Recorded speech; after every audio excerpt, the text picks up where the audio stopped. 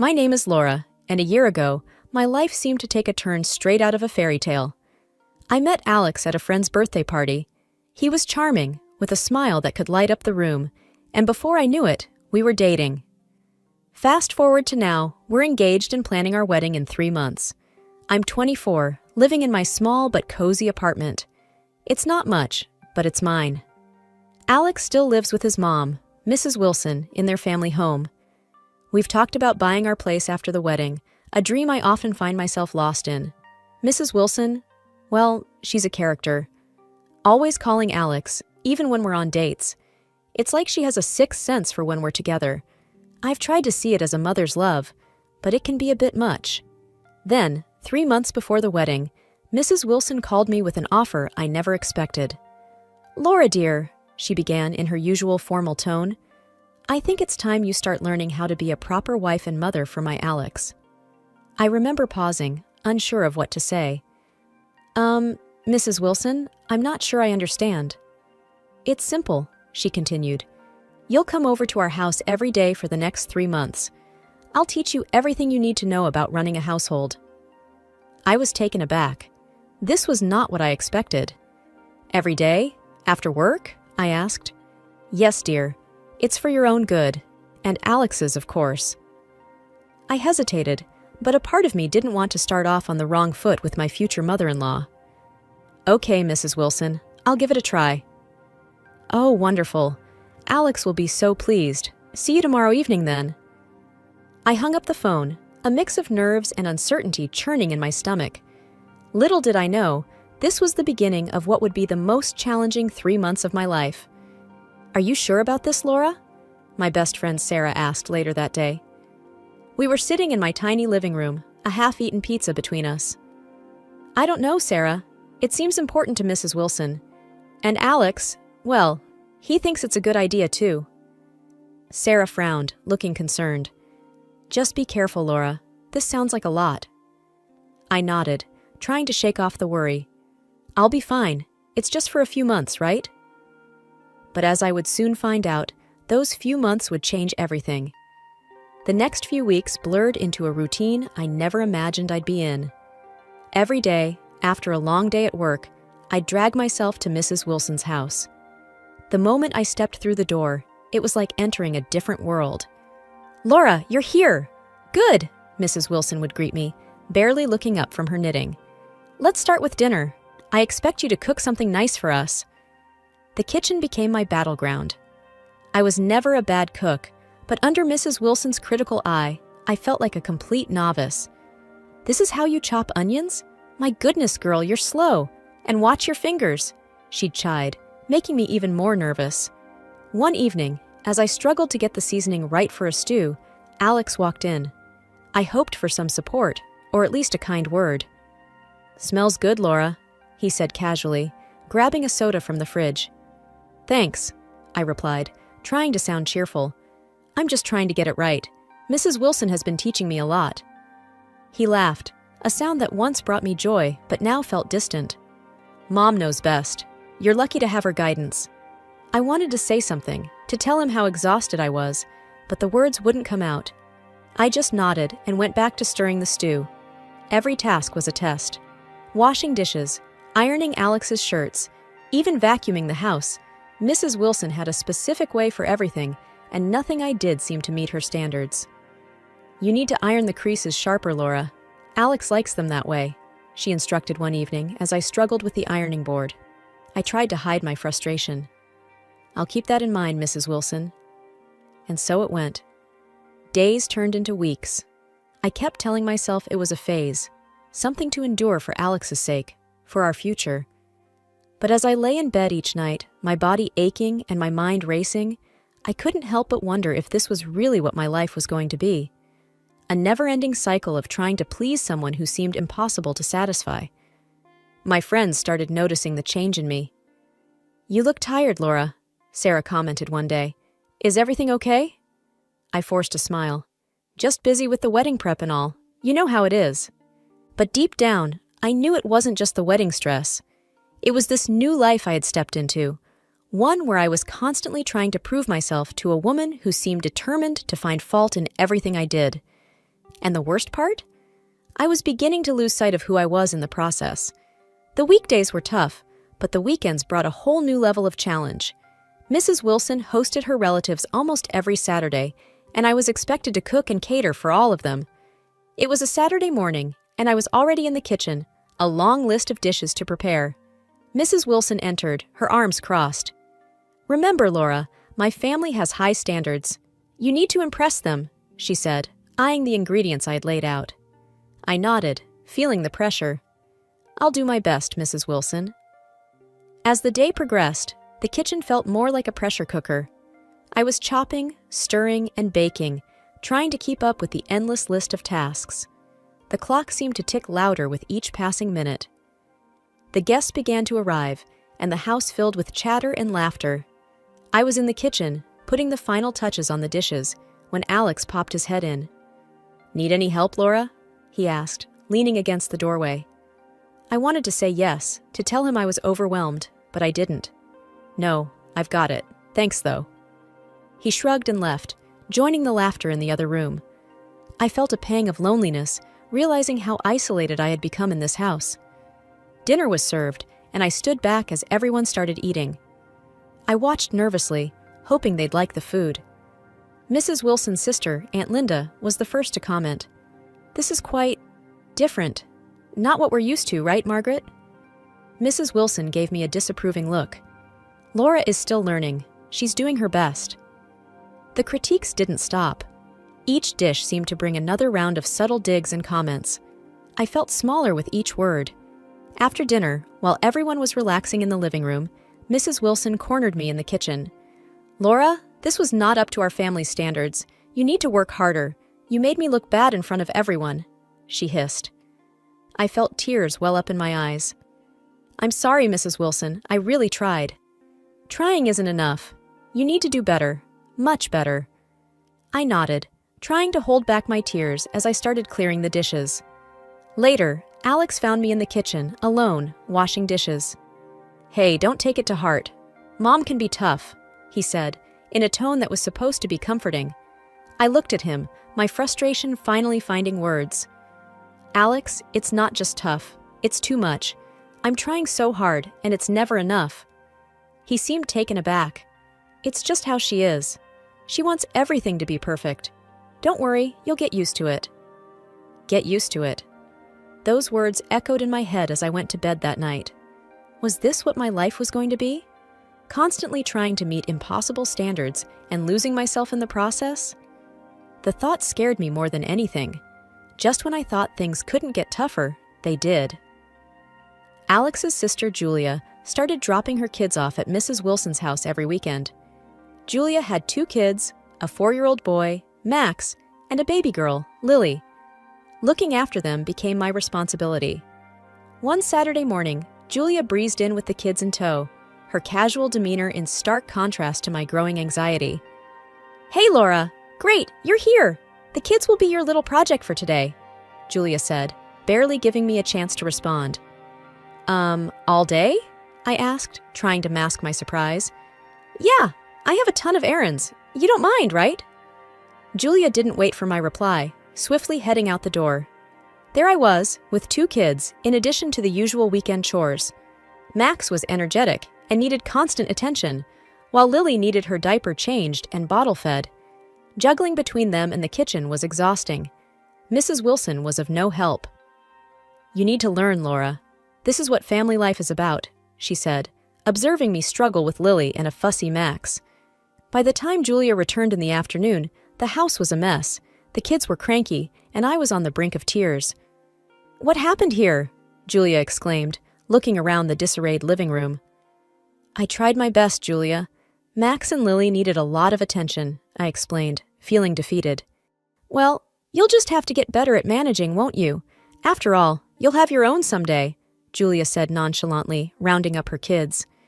That night, after everyone had left and I was alone cleaning up, Mrs. Wilson came into the kitchen. "You need to pull yourself together, Laura. Today was not acceptable," she said, her tone cold and firm. "I'm doing everything I can, Mrs. Wilson," I replied, the day's frustration bubbling to the surface. "It's not enough. You need to be more efficient, more organized. That's what being a part of this family means," she retorted before leaving the kitchen. As I sat there, surrounded by toys and dirty dishes, I felt a sense of hopelessness. This wasn't the family life I had dreamed of. It was a never-ending cycle of demands and criticisms. And with each passing day, my spirit, my very essence, seemed to be eroding away. I wondered if Alex understood or cared about how much I was struggling. But deep down, I knew the answer, and it scared me more than anything. Exhaustion became my constant companion. It followed me to work, where I found myself struggling to focus. One afternoon, it caught up with me. I was at my desk, staring blankly at my computer screen, when my eyes involuntarily closed. I jerked awake to the sound of my name. "Laura, are you okay?" It was my boss, Mrs. Thompson, standing by my desk with a concerned look. I sat up quickly, embarrassed. "I'm so sorry, Mrs. Thompson. I didn't sleep well." She pulled up a chair and sat down. "This isn't just about last night, is it? You've been looking run down for weeks. What's going on?" I hesitated, but the words just came pouring out. I told her about the wedding preparations, Mrs. Wilson's training, the weekends with Alex's niece and nephew, everything. Mrs. Thompson listened quietly, her expression turning from concern to disbelief. "Laura, this isn't training or preparation. It sounds like you're being used. You're not a maid or a nanny. You're supposed to be their family," she said, her voice firm. Her words hit me hard. But I thought I was doing it for Alex, for our future. "Laura, a relationship is a partnership. It's about support and respect, not servitude. You need to think about whether this is the life you want." Her words echoed in my head as I left her office. For the first time, I allowed myself to really think about everything that had been happening. Was this really what I wanted? Was I happy? That evening, as I made my way to Mrs. Wilson's house, I felt a growing sense of dread. The familiar tasks awaited me, but now they felt even more burdensome. During dinner, Mrs. Wilson was her usual critical self. "Laura, this chicken is overcooked. You really must pay more attention." I looked up from my plate, something inside me snapping. "I'm trying my best, Mrs. Wilson. I work all day and then come here and try to do everything you ask." She looked at me, surprised by my outburst. "Well, your best isn't good enough. You need to try harder." I wanted to say more, to tell her how unfair she was being, but I couldn't find the words. I just nodded and went back to my dinner, a storm of emotions brewing inside me. Later that night, I lay in bed, Mrs. Thompson's words replaying in my mind. I realized that I had been so focused on trying to please Mrs. Wilson and Alex that I had lost sight of my own happiness. For the first time, I questioned whether this wedding, this future with Alex, was what I truly wanted. It was a scary thought, but it was the wake-up call I desperately needed. The next day, a heavy feeling sat in my chest as I went about my work. Mrs. Thompson's words had opened a door I couldn't close anymore. I knew I had to face the reality of my situation. That evening, I took an early leave from work, and instead of heading straight to Mrs. Wilson's house, I decided to take a detour. I needed some time to think, to clear my head. But as I drove around, a nagging thought kept pulling me back. I arrived at Mrs. Wilson's house earlier than usual. I didn't call ahead, which was out of the ordinary for me. The house was unusually quiet as I let myself in with the key Alex had given me. I was about to call out when I heard voices from the living room. Curiosity got the better of me, and I tiptoed closer. It was Mrs. Wilson, Alex, and his sister Julia, their voices a mix of laughter and hushed tones. "And she just keeps coming back for more," I heard Julia say, her voice tinged with amusement. "I know, it's hilarious. Laura thinks she's proving herself, but really, she's just a free housekeeper. And after the wedding, she'll be completely under our control," Mrs. Wilson chimed in, a note of triumph in her voice. I felt my heart pound in my chest. This couldn't be happening. "And the best part is, she buys all the groceries with her own money. We haven't spent a dime," Alex added, laughing. I couldn't believe what I was hearing. My Alex, the man I loved, was in on this too. I stepped into the living room, unable to contain my shock and anger. "How could you?" I blurted out. The three of them turned to me, their expressions shifting from amusement to shock. "Laura, how long have you been standing there?" Mrs. Wilson stammered. "Long enough," I said, my voice shaking. "I can't believe I fell for all of this. I thought we were a family." Alex stood up, his face a mix of guilt and confusion. "Laura, it's not what you think. We were just joking around." "A joke?" I laughed bitterly. "I've been slaving away for months, thinking I was building a life with you, and you were all laughing at me." Mrs. Wilson tried to interject. "Laura, dear, you're overreacting. We only wanted the best for you." "The best for me? By treating me like a servant? By making fun of me behind my back?" I couldn't hold back the tears. Julia was quiet, avoiding my gaze, while Alex seemed at a loss for words. "I thought I was joining a family. I thought I was loved, but I was just a convenience to you all," I said, the reality of the situation sinking in. "Laura, please, let's talk about this." Alex started, but I held up my hand. "No, Alex, there's nothing left to talk about. I can't be a part of this farce." I turned and walked out the door, leaving behind the house, the people, and the life I once thought I wanted.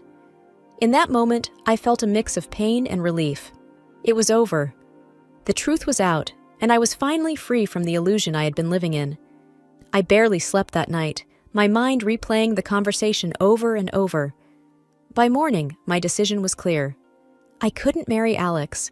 I couldn't be part of a family that saw me as nothing more than a tool to be used. I went to Mrs. Wilson's house one last time, needing to end things officially. My heart pounded as I rang the doorbell. Alex opened the door, his eyes red, like he hadn't slept much either. "Laura, I'm glad you're here. We need to talk," he said, his voice hopeful. I stepped inside, my resolve firm. "We can talk, but my decision won't change." Mrs. Wilson was in the living room, her usual stern look replaced with a softer, almost pleading expression. "Laura, please understand, we didn't mean any harm. It's just our way of testing your commitment," she said, trying to justify their actions. "Testing my commitment?" I repeated, disbelief coloring my tone. "By treating me like a servant and laughing at me?" Alex stepped forward. "Laura, I love you. I didn't want to hurt you. It's just, my mom's way can be a bit extreme." "Love isn't about testing and humiliating each other, Alex," I said, feeling a mix of sadness and frustration. "I wanted a partner, a family, but what you all did, it's unforgivable." Mrs. Wilson sighed. "Laura, think about the wedding, the plans, the money we've spent." "I am thinking, Mrs. Wilson, about my dignity, my self-respect. The wedding is off. I can't marry into this family." Alex's face fell, his earlier hopefulness vanishing. "But Laura, we can fix this. Please, don't make a decision in anger."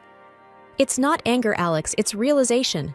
Realization that I deserve better," I said, my voice steady despite the turmoil inside. Mrs. Wilson stood up, her demeanor changing. "You're making a big mistake, Laura. You won't find someone else who will treat you as well as we would have." I almost laughed at the absurdity of her words. I'd rather be alone than with people who don't respect me. Turning away from them, I walked to the door. Alex followed, his pleas fading with each step I took. "Laura, please." I stopped, turning to face him one last time. "Goodbye, Alex. I hope one day you understand why I had to do this." Walking away from Alex and his family felt like shedding a heavy burden, but it didn't end there. My phone became a constant reminder of the ties I was trying to cut. Alex and Mrs. Wilson kept calling, each time with a new plea or demand. One evening, as I was unwinding from work, my phone rang. It was Mrs. Wilson. I took a deep breath and answered. "Laura, you have to pay us back. We spent a fortune on the wedding arrangements," she demanded, her voice sharp and unyielding. I couldn't help but feel a mix of anger and disbelief. "Mrs. Wilson, I'm not responsible for the expenses you chose to make. Consider that money as a lesson learned, or maybe a rehearsal for Alex's next wedding." There was a pause on the other end, followed by a huff. "You're being unreasonable, Laura." "I think I've been more than reasonable all this time," I replied, my voice steady. "Goodbye, Mrs. Wilson." And I hung up, feeling a sense of empowerment. The calls from Alex were harder. He was apologetic, his voice laced with regret. "Laura, please, I was wrong. I let Mom and Julia influence me too much. We can still make this work," he pleaded during one of the calls. "Alex, it's too late. I can't be with someone who didn't respect me enough to stand up for me," I said, the finality in my voice clear. "But I love you, Laura, I really do," he insisted, his voice cracking. "I deserve to be loved better, Alex. Take care of yourself." And with that, I ended the call, knowing it was the last time we would speak. The following days were a mix of emotions. There was relief, but also a sense of loss for what could have been. But as I reconnected with friends and dove back into my hobbies and work, I felt a renewed sense of self. One evening, while painting in my living room, I realized something profound. I was stronger than I ever gave myself credit for. I had stood up against manipulation and disrespect, and in doing so, I had found my own voice. I didn't know what the future held, but I was optimistic. For the first time in a long time, I was excited about the possibilities ahead. This was my new beginning, and I was ready to embrace whatever came my way.